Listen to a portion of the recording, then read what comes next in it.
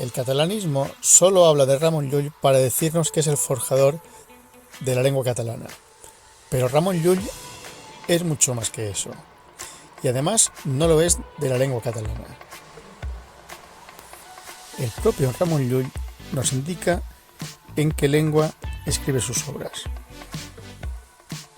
Del libro de Contemplación en Dios, el propio Ramon Llull nos dice que fue el romanzador de esta obra de Arabic en romans.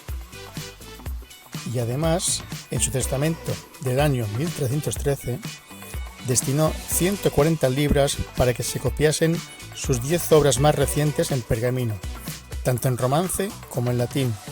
Scribantur libri in pergameno in romancio et latino. Y es que Ramon Llull es mucho más que lengua.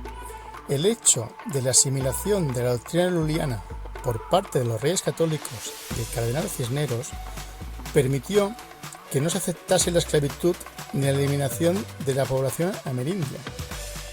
Y además, el catalanismo no puede admitir que los posteriores reyes de la monarquía hispánica siguieran apoyando la doctrina lulliana.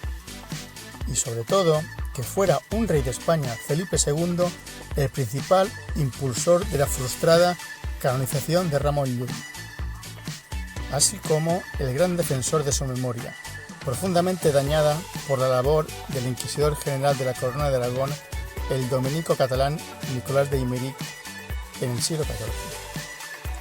Los siguientes reyes españoles siguieron apoyando el lullismo, pero con menor entusiasmo que Felipe II.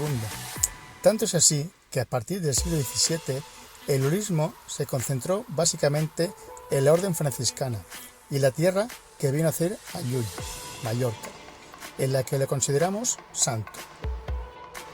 Pero lamentablemente el catalanismo, a través de la Generalidad de Cataluña, se apropió del nombre de Ramon Llull para la creación de la institución encargada de la promoción de la lengua y cultura catalanas, olvidándose de Mallorca y de España.